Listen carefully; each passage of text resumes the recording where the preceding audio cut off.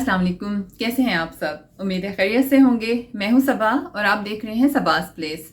मेरे चैनल पे खुश आमदीद। आज जिस टॉपिक में बात करेंगे वो है मेकअप बेस किस तरह से लगाई जाए, किस तरह से उसको सिलेक्ट किया जाए और किस तरह से उसको फ्लॉलेस लुक दिया जाए और ऐसा फील ना हो कि हम कोई एक पेस्ट्री सी केक की सा फेस हमारा लग रहा है, कुछ एक्स्ट्रा सा हमने लगा लिया है। बिल्कुल स्किन के हिसाब से बैठी हुई बेस किस तरह से बनती है, ये सारी बातें आपको इस वीडियो में बताई जाएंगी। वीडियो एंड तक देखिएगा और इंशाल्लाह इससे आपको काफ़ी फ़ायदा होगा, क्योंकि हम ये वीडियोस बनाते ही आपके लिए हैं। आपका सिर्फ हमें थोड़ा सा टाइम चाहिए और आपका फ़ायदा ये है कि आप इन रूल्स को फॉलो कर कर बहुत अच्छी सी बेस बना सकते हो। तो सबसे पहले जो चीज़ बेस में ज़रूरी है वो है हमारी स्किन का बहुत अच्छे से सेट होना, यानी कि आपकी स्किन पूरी तरह से हाइड्रेटेड हो। अगर आपकी स्किन हाइड्रेटेड नहीं है, आपकी स्किन फाइन नहीं है, आप 100 तरह की महंगी बेसिस लगा लें तो आपकी स्किन उतनी ज़्यादा अच्छी लुक नहीं देगी जितनी आप चाह रहे हो।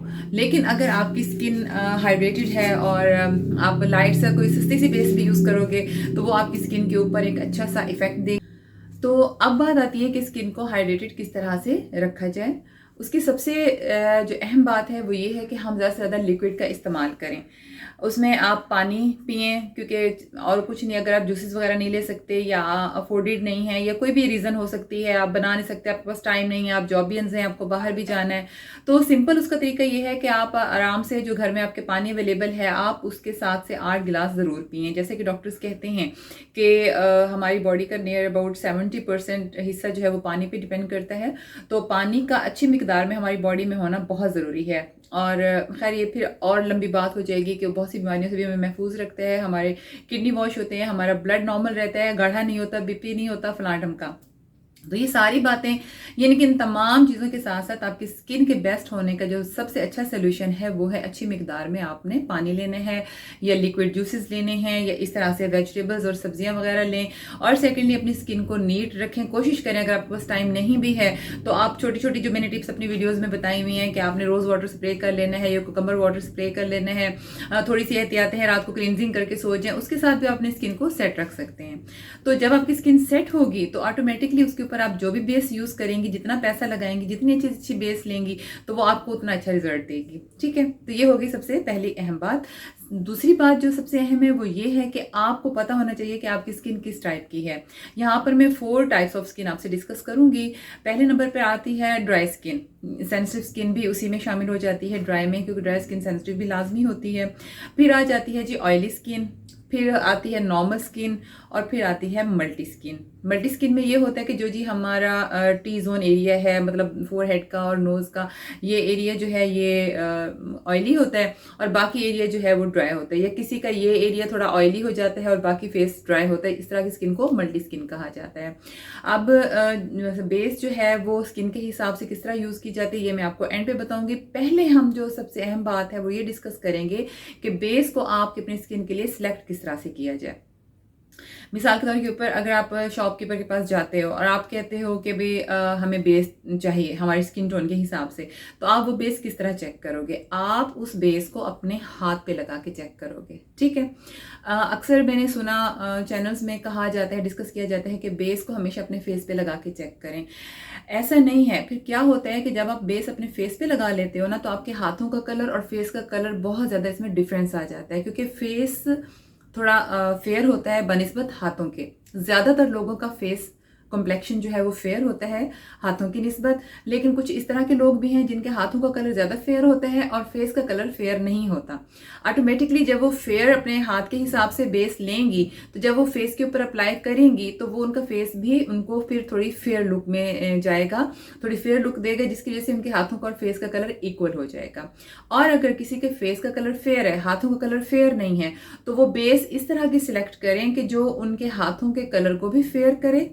ठीक है, और अगर वो फेस पर लगाएं तो उनका फेस डल ना लगे। इस तरह की बेस को हम मीडियम बेस कहते हैं। ठीक है, जो मीडियम नंबर में ली जाती है। मिसाल के तौर के ऊपर उनका हाथ जो है वो एक्स्ट्रा फेयर है और फेस जो है उनका हाथ की निस्बत 2% कम फेयर है, तो वो मीडियम बेस लेंगी। वो ऐसी बेस लेंगी जो उनके फेयर कॉम्प्लेक्शन को भी मेंटेन रखे हाथ के, और उनके फेस के डल कॉम्प्लेक्शन को भी वो जो है ना अच्छा दिखाए, उनके हाथ के मुताबिक दिखाए। तो बेस सेलेक्ट करते हुए हमेशा आप अपने हाथ के ऊपर चेक करें। मैंने आपको ये 2 काजें समझा दी हैं कि अगर आपका हाथों का कलर फेयर नहीं है और फेस का कलर फेयर है और आप बेस जो है फेस पे चेक कर लेती हैं, तो आपका ऑटोमेटिकली जब हम बेस लगाते हैं फेस के ऊपर, हम दाग धब्बे भी छुपाते हैं, हम कैमोफ्लेज भी करते हैं, हम कंसीलर भी यूज़ करते हैं, कंसीलिंग भी करते हैं, उसके साथ ऑटोमेटिकली हमारा थोड़ा सा फेयर मजीद हो जाता है। और मुझे तो अपना कलर का पता है क्योंकि मेरा कलर थोड़ा फेयर है। जब भी मैं हल्का सा भी टच बेस का देती हूँ तो ऐसे लगता है मैंने कुछ ओवर लगा लिया, कुछ ज्यादा लगा लिया है।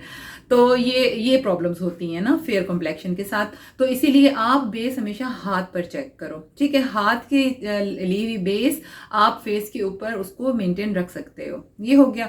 दूसरी बात ये है कि आप बाज़ दफ़ा ऐसा होता है कि आपको टाइप ऑफ स्किन अपनी पता नहीं होती। आपको सबसे पहले अपनी स्किन की टाइप का पता करना बहुत ज़्यादा ज़रूरी है। अब आपने अगर अच्छा, फिर कॉम्प्लेक्शंस में भी शेड्स में भी फ़र्क होते हैं, ठीक है। किसी का कॉम्प्लेक्शन, अब अगर किसी का कॉम्प्लेक्शन जो है वो फेयर है, फेयर के भी बहुत से होते हैं टाइप्स, किसी का येलोइश फेयर होता है, किसी का थोड़ा पिंकिश फेयर होता है, ठीक है। और अगर सांवला है तो किसी का थोड़ा सा येलोइश में होगा, थोड़ा सांवला कलर, और किसी का इस तरह से सांवला होगा कि वो ग्रे ग्रे लुक देगा, ज़्यादा सांवला होगा, ठीक है। इस तरह के जो कलर्स होते हैं उसके लिए जो सबसे पहली बात, गर्मियों में जो हम यूज़ करते हैं ना बेसिस, उनमें ज़्यादातर स्टिक की बेसिस यूज़ होती हैं। मिसाल के तौर के ऊपर कैरलॉन की स्टिक ले लें आप, टीवी पेंट स्टिक जिसको हम कहते हैं, और अल्ट्रा स्टेज में भी मिलती हैं स्टिक, वो आप ले सकते हैं। और इसके अलावा कुछ इस तरह के होती हैं बेसिस जो कि बहुत लिक्विड फॉर्म में ना हो, ठीक है। उनको आप फेस के ऊपर, पैनकेक शेप में भी होती हैं, उनको आप फेस के ऊपर जो है अप्लाई कर सकते हो गर्मियों में, ठीक है। वो आपकी स्किन के ऊपर स्टेबल रहेंगी। खासतौर पे जिनकी ऑयली स्किन है, जिनकी मल्टी स्किन है, जिनकी नॉर्मल स्किन है, वो स्टिक के साथ ही गर्मियों में हल्की सी बेस बनाए तो ज़्यादा उनके लिए बेनिफिशियल रहेगा। हाँ, अगर किसी की स्किन बहुत ज़्यादा ड्राई है, नॉर्मल ड्राई है, तो इट्स ओके। वो बेस लगाने से तकरीबन कोई 2-3 घंटे पहले फेस वॉश कर लें, 2 घंटे पहले फेस वॉश कर लें, और इस तरह से फिर उनका नेचुरल एक ऑयल अपनी स्किन पे आ जाएगा। जब उसके ऊपर हल्की सी वो बेस लगाएंगे तो वो उनको किसी प्राइमर की, किसी और चीज़ की गर्मियों में लगाने की ज़रूरत नहीं पड़ेगी अगर किसी की स्किन ड्राई है, ठीक है। और अगर किसी की स्किन ऑयली है और नॉर्मल है तो वो फिर उसी वक्त भी मुंह धोकर फेस वॉश कर कर तो आप उसके ऊपर फौरन बेस अप्लाई कर सकते हैं, वो कोई बड़ा इशू नहीं है। उनकी बेस उसमें ही एडजस्ट हो जाएगी, सेट हो जाएगी। तो अभी मैं आपको बताती हूँ कि बेस के कलर्स कितने होते हैं। कैरलॉन में ही आप ले लें अगर, तो मैं आपको दिखाती हूँ कितने बेस के कलर्स होते हैं, उन कलर्स को किस टोन पे किस तरह से अप्लाई किया जाता है, ठीक है। ये मेरे पास जी, वैसे तो ये कैरलॉन की काफ़ी सारी स्टिक्स हैं मेरे पास इस वक्त मौजूद, तो इनमें से जो अहम हैं वो मैं आपको दिखा देती हूँ। इनमें सबसे अहम एक तो होता है आइवरी कलर, ठीक है, FS36 एंड FS38, ठीक है। ये 3 जो कलर्स हैं ये हमारी स्किन टोन के हिसाब से होते हैं, क्योंकि ज़्यादातर किसी की स्किन थोड़ी सांवली होती है, ठीक है, किसी की स्किन मीडियम होती है और किसी की स्किन फेयर होती है। जिसकी स्किन फेयर होगी या एक्स्ट्रा फेयर होगी, नॉर्मल फेयर होगी, पिंकिश फेयर होगी, यानी जिस टोन में भी उनकी स्किन फेयर में होगी तो उनके ऊपर आइवरी चल जाएगी। मैं आपको सारे मसलों का एक ही जवाब देती हूँ। जिनकी फेयर टोन में स्किन है, चाहे वो पिंकिश में है, येलोइश में है, बहुत एक्स्ट्रा फेयर है, उनके ऊपर ये चल जाएगी कैरलॉन की आइवरी स्टिक, ठीक है। वरना फिर ये होता है कि W सीरीज उन्हें लेनी पड़ेगी अगर किसी की स्किन एक्स्ट्रा फेयर है। कैरलॉन में W सीरीज में वो जाएंगी, उसमें जो उनका फेयर होगा ना आइवरी में, तो वो ले लेंगी, ठीक है। तो उसके बाद हम आ जाते हैं सेकंड के ऊपर कि ये है FS38, हाँ ये है FS38 और ये है FS36। ये देखें, ये एक थोड़ा डार्क कलर है FS36 और FS38 थोड़ा सा उससे लाइट कलर है। अब जिस किसी का कॉम्प्लेक्शन अगर सांवला है, चाहे वो ग्रे टोन में सांवला है, विटिश है, थोड़ा सा विटिश तो नहीं कहेंगे, मतलब विटिश तो आ जाता है, थोड़ा फेयर में ही आ जाता है, मतलब वो अगर सांवले हैं, डार्क कलर है उनका बहुत ज़्यादा, किसी भी तरह के सांवले कॉम्प्लेक्शन के ऊपर 36 चल जाएगी, ठीक है। इन शॉर्ट मैं आपको बताती हूँ। और उसके और जब उनका कलर होगा मीडियम में, थोड़ा विटिश में, ना वो बहुत फेयर में है ना वो सांवलेपन में है, तो उनके ऊपर FS38 आराम से चल जाएगी, ठीक है। अब इसको हमने लगाना कैसे है वो मैं आपको बता देती हूँ। फिर हम बात करेंगे उन लोगों की स्किन जिनकी बहुत ज़्यादा ड्राई है गर्मियों में। अभी हम नॉर्मल स्किन और मल्टी स्किन और ऑयली स्किन के बारे में बात कर रहे हैं, ठीक है, इन स्टिक्स के साथ समर की बेस में आपको बता रही हूँ, ठीक है। क्योंकि मैंने आपको पहले भी बताया है कि सर्दियों में तो वो फाउंडेशन यूज़ कर सकते हैं, लेकिन गर्मियों में स्टिक ज़्यादा बेटर रहती है। और ये यूज़ किस तरह से करनी है ये भी मैं आपको बता देती हूँ। अच्छा, सबसे पहले जो हम चीज़ करते हैं ना, कैमोफ्लेज करते हैं। अक्सर बच्चियाँ मुझसे पूछती हैं कमेंट्स में कि आप ये कैमोफ्लेज किसको कहते हैं, किस तरह से किया जाता है। यार, कैमोफ्लेज का मतलब होता है छुपा लेना, यानी कि दाग धब्बे छुपाना, डार्क सर्कल्स छुपाना, हल्के छुपाना, थोड़ी पफी आइज जैसे मेरी तरह हो जाती हैं तो ये छुपा लेना। तो इसको हम कहेंगे हमने कैमोफ्लेज करना है अपने फेस को। तो फेस को कैमोफ्लेज करने के लिए कोई ज़्यादा आपको पैसा खर्च करने की ज़रूरत नहीं है कि आप कलर करेक्टर लें फिर उसके साथ आप उसको कैमोफ्लेज करें, फलां ढमका ये वो। आपके घर में कोई सी भी अगर इस तरह की लिपस्टिक मौजूद है थोड़े ऑरेंज से शेड में, तो आप वो ले सकते हैं। उस लिपस्टिक के साथ थोड़ा रेडिश शेड है, अगर ऑरेंज रेडिश वाली, वो लिपस्टिक भी यूज़ हो जाएगी। थोड़ा ऑरेंज शेड वाली अगर लिपस्टिक है तो वो भी यूज़ हो जाएगी, ठीक है। ये मैं आपको लगाकर बताती हूँ किस तरह से आपने पहले कैमोफ्लेज कर लेना है बेस लगाने से पहले। तो आपने ये फिंगर के साथ हल्का सा लेना है और इसको इस तरह से कर कर आप अपने डार्क सर्कल्स पर लगा लेंगे, ठीक है। थोड़ा कम मिकदार में ही लगाना है। तो ये मैंने हल्का सा लगाया और ये ज़्यादा फील हो रहा है। आपने इस तरह से करके बिल्कुल लाइट लाइट सा इसको ऐसे लगा लेना है और फिंगर के साथ लगाना है, किसी पफ के साथ किसी और चीज़ के साथ नहीं लगाना। इसको डैब डैब कर कर हल्का सा आप ये लगा लेंगे। अब मैं आपको एक दाना भी बनाकर दिखाती हूँ ताकि आपको अंदाज़ा हो जाए कि हमने दानों को या फ्रेकल्स को किस तरह से छुपाना। मिसाल के तौर के ऊपर आपको यहाँ पर दाना भी है, ठीक है। ये आपको दाना है या आपको इस तरह का फ्रैकल है या कुछ भी इस तरह का निशान है, या ऐसे निशान कर लेते हैं, ठीक है। आपको ये इस तरह का कुछ भी निशान है जो आपने जिसको छुपाना है, तो उसके मैं आपको बताती हूँ आप किस तरह से उसको हाइड करोगे। तो आपने यही जो है लिपस्टिक ऑरेंज शेड में, उसके अलावा ये देखें चाइनीज स्टिक वगैरह भी होती है, मेरे पास ये कलर्स भी हैं दाग धब्बों को छुपाने के लिए। और वो फिर हमारा प्रोफेशनल वर्क होता है तो मुख्तलिफ टाइप ऑफ स्किन आती है, हमने उनके ऊपर वर्क करना होता है। ये कलर करेक्टर भी है, लेकिन मैं आपको इन शॉर्ट में बता रही हूँ कि आपने आराम से कोई सा भी ऑरेंज कलर या रेड शेड में लिपस्टिक ले लेनी है लाइट सी, तो उसको आपने इस तरह से लगा लेना है और ये आपके तमाम जो है ना दाग धब्बे इंशाल्लाह छुप जाएंगे, ठीक हो गया। अब किसी के इस एरिया में थोड़ा सा डार्क निशान होते हैं तो वो इस एरिया में लगा सकती हैं। तो इस तरह से करके आपने इसको पहले लगा लेना है। उसके बाद आप कोई सा भी कंसीलर यूज़ कर लोगे। मैं अपनी अक्सर वीडियोस में आपको बताती हूँ आपने कंसीलर ले लेना है। ये देखिए इस तरह से ये कंसीलर आपने, ये BM वालों का कंसीलर है मेरे पास, बहुत अच्छी कवरेज देता है। तो आप ये कंसीलर भी यूज़ कर सकते हैं। इससे डार्क इससे लाइट शेड्स भी होते हैं, तो वो आपने फिर अपनी स्किन टोन के हिसाब से कंसीलर ले लेना है। क्योंकि मेरा फेयर कम्प्लेक्शन है तो मैं फेयर कंसीलर यूज़ करूँगी। और इसके अलावा स्किन कलर में भी होते हैं, इससे थोड़ा लाइट कलर थोड़ा डार्क कलर, वो फिर आप मतलब देख लोगे कि आपकी स्किन टोन की ज़्यादा सांवली है तो आप थोड़ा ब्राउनिश शेड में ले लोगे कंसीलर। दाग धब्बे ज़्यादा गहरे हैं, छाइयाँ ज़्यादा गहरी हैं, तो कंसीलर थोड़ा सा डार्क कलर में होगा। लेकिन अगर नॉर्मली आपको इस तरह से थोड़ा है डार्क सर्कल्स हैं या स्पॉट्स हैं, तो उनके ऊपर आप इस तरह का लाइट शेड का कंसीलर यूज़ आराम से कर सकते हो। तो आपने इस तरह से ये कंसीलर लगाना है, ठीक है।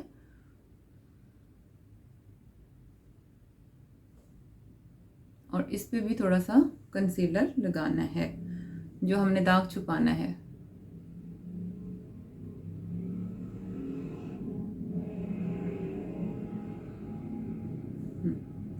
ये हमने कंसीलर लगा दिया, ओके।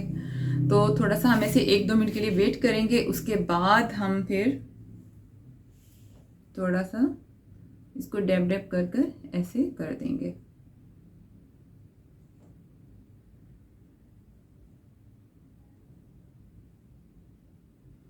वैसे और कंसीलर किन किन जगहों पे अप्लाई होता है वो भी मैं आपको करके बताती हूँ। अगर इस वीडियो से आपने कुछ ना सीखा ना, तो बस ये मैं कहती हूँ कि ये आपके लिए बहुत ज़्यादा इन्फॉर्मेटिव वीडियो है। इससे आप बहुत फ़ायदा उठाएं, 1-2 बार देखें, प्रैक्टिस करें, आपको इंशाल्लाह बेस बहुत अच्छी सी खुद एडजस्ट करनी, खुद बनानी आ जाएगी, ठीक है। ये इस तरह से करके आपने खुद को कंसील कर लेना है। अब अक्सर बहनें मुझे कहती हैं कि आप जब अपनी मेकअप वीडियो बनाती हैं तो उससे पहले आप बेस भी बताया करें।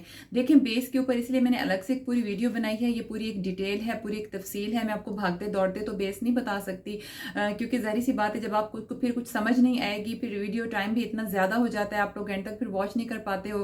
तो इसीलिए मेरी कोशिश होती है मेकअप जब मैं करूँ तो आई मेकअप और ब्लश ऑन कंटूरिंग इस पर मैं कंसंट्रेट करूँ, जब बेस करूँ तो उसके ऊपर कंसंट्रेट करूँ और आपको डिटेल में बताऊँ। ठीक है, तो इसलिए आज मैंने सिर्फ बेस के ऊपर वीडियो बनाई है ताकि इससे आपको भरपूर फायदा हो सके। ये है, ठीक है, ये जो आइवरी है बेस हमारे पास, तो ये मैं अप्लाई करूँगी अपनी स्किन के ऊपर। अब इसको हमने कैसे अप्लाई करना है, इसका बहुत इजी तरीका है। आप लाइट सा स्पंज के ऊपर इसको लगाएं और डैब डैब कर कर फेस पर लगाना शुरू कर दें। ठीक है, कोई ऐसा नहीं है कि आपको बहुत ज़्यादा स्टिक के साथ लगा देना है रगड़ कर, और कुछ भी ऐसा नहीं। अच्छा, जहाँ हमने थोड़ा सा वो दाग धब्बा छुपाने के लिए कंसीलर लगाया था और ऑरेंज लिपस्टिक लगाई थी, वो भी देखें पूरी तरह से हाइड हो चुका है। ये देखें, वो कहीं नज़र नहीं आ रहा। ये इस तरह से करके आप इसको डैब डैब कर कर अपने, ये मैं फेयर कॉम्प्लेक्शन के लिए आपको बेस बनाना बता रही हूँ। ठीक है, फिर थोड़ा सा इसी असूल पे चलते हुए आपने मीडियम कलर को यूज़ करना है अगर आपका मीडियम कॉम्प्लेक्शन है। अगर आपका डार्क कॉम्प्लेक्शन है तो इसी रूल्स पे चलते हुए आपने डार्क कॉम्प्लेक्शन बेस अपनी सेट करनी है। ठीक है, लेना कैसे है वो तरीका मैंने आपको पहले बता दिया है कि आपने चेक कर कर अपने हैंड के ऊपर बेस ले लेनी है।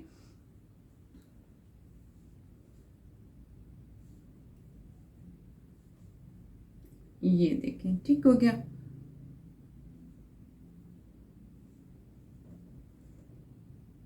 ये देखें, अब मैंने आपके सामने पफ के साथ जस्ट हल्की हल्की सी ही बेस लगाई है, वरना अक्सर मुझे कमेंट्स में कहते हैं आप ही आपने बेस ज़्यादा अपने फेस पे लगाई हुई है मेकअप में। नहीं, मैं सिर्फ इतना ही यूज़ करती हूँ, अभी आपके सामने ही मैंने यूज़ किया है। तो ये इस तरह से मेरा फेस लगता है कि जैसे मैंने बेस सही से लगा ली है अच्छे से करके। तो ये तरीक़ाकार है। ठीक हो गया, हल्का सा यही पफ हम आंखों पे भी लगा लेंगे। ठीक है, आंखों पे भी आप यही पफ हल्का सा लगा देंगे, और कंसीलर यूज़ करना चाहें तो आप आंखों के ऊपर कंसीलर भी यूज़ कर सकते हैं, जैसे कि मैं अपने मेकअप्स में आपको बताती हूँ।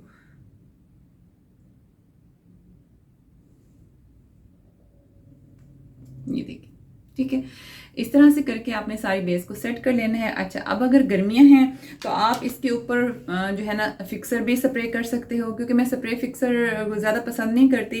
बाज़ स्प्रे फिक्सर अगर अच्छा ना निकले ना तो बेस ऐसे के क्रैक्स पड़ जाते हैं बेस में, और ऐसे टुकड़ों की तरह उतर के हाथ में आने लग जाती है। अच्छा, यही जो आपका पफ फेस के ऊपर वो ब्लेंड करने वाला बचेगा, उसी को आप ज़रा हाथ पे ऐसे फेर लिया करें, जस्ट ये, कोई ज़्यादा आपने उसमें नहीं लगानी। ये देखें, अब इस हाथ में और इस हाथ में थोड़ा सा कॉम्प्लेक्शन में फ़र्क आ जाता है, तो यही वजह होती है। आप हल्का सा वही फेस वाला जो पफ है उसको जब आप हाथों पे फेरेंगे तो आपका फेस का और हाथों का कलर जो है वो सेम हो जाएगा। ऐसा नहीं लगेगा कि आप फेस के ऊपर और कुछ लगाया हुआ है और हाथ आपके फेस से मैच ही नहीं हो रहे। तो नेक पे भी लगाना मत भूलिएगा। तो नेक पे भी आपने बेस, वही बेस जो आपने फेस पे लगाई है नेक पे भी आपने ज़रूर लगानी है। पफ के साथ इसे लगा लगा कर आप नेक पे भी लगाओगे ताकि आपका फेस और नेक एक जैसा लगे। ठीक है, बिगनर्स के लिए इसमें बहुत अच्छी टिप्स हैं, वो इसको फॉलो कर सकती हैं, बहुत अच्छी सी बेस बना सकती हैं। अच्छा जी, ये अब हमने लगा ली है बेस। अब इसके ऊपर हमने कॉम्पैक्ट लगा लेना है। गर्मियों में हम कॉम्पैक्ट यूज़ करेंगे। सर्दियों में आप इसी तरह से कॉम्पैक्ट भी लगा सकती हैं, फिक्सर स्प्रे भी कर सकती हैं। जो चीज़ आपको सूट करती हो, जो चीज़ आपको अच्छी लगे तो आप वो अप्लाई कर सकते हो।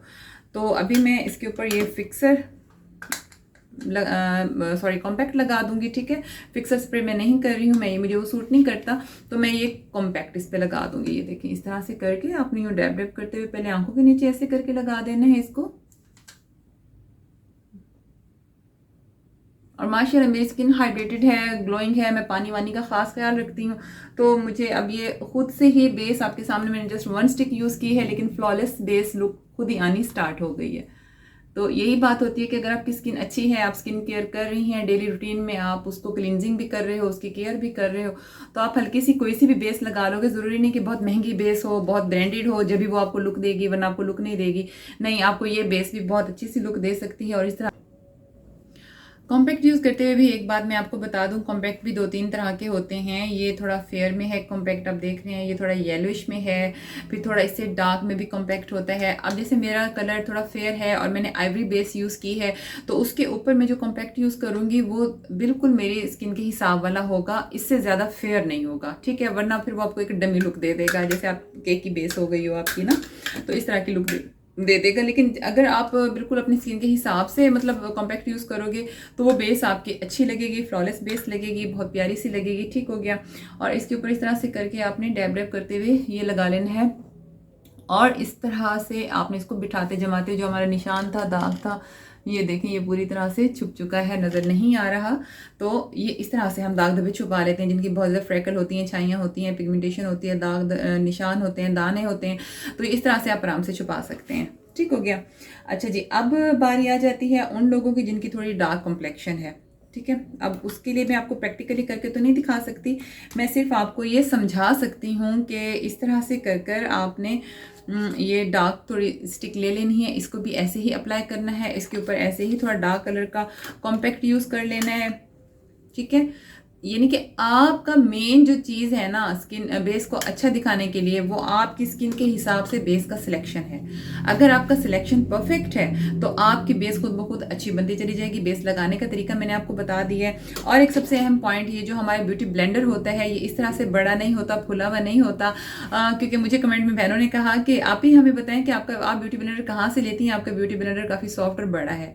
ऐसा नहीं होता, ये रियल में जो है बिल्कुल छोटा सा होता है। इसको फिर हम पानी में धोते हैं, डिप करते हैं, ये देखें ये इतनी साइज का होता है, लेकिन जब हम इसको पानी में थोड़ा सा नचोड़ेंगे, डिप करेंगे, नचोड़ेंगे, डिप करेंगे, तो वो फूल कर सॉफ्ट होकर बड़ा हो जाता है, ये देखें, ठीक है जी।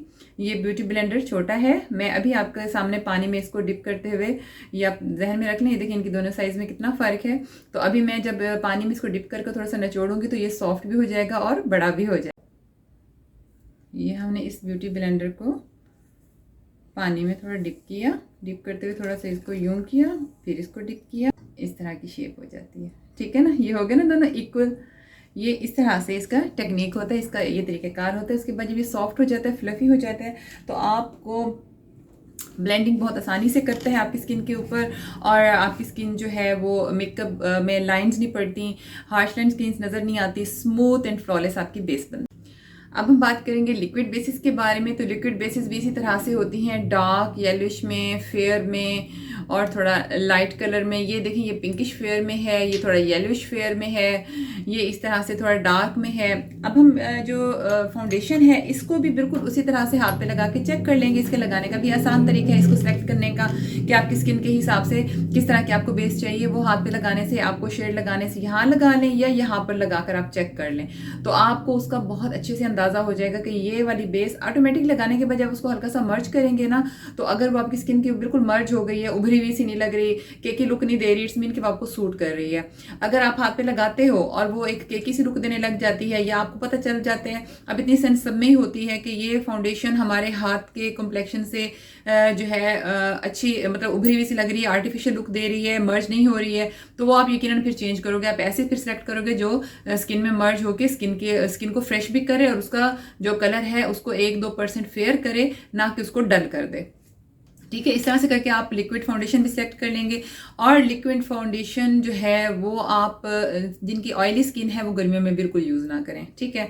जिनकी नॉर्मल है या जिनकी मल्टी स्किन है वो भी मैं यही रेकमेंड करूँगी कि लिक्विड बेस गर्मियों में ना यूज़ करें। गर्मियों में लिक्विड बेस सिर्फ ड्राई स्किन वाले यूज़ कर सकते हैं, और अगर सर्दियाँ हैं, ठीक है, तो सर्दियों में जो ड्राई स्किन वाले हैं वो स्टिक का यूज़ ना करें।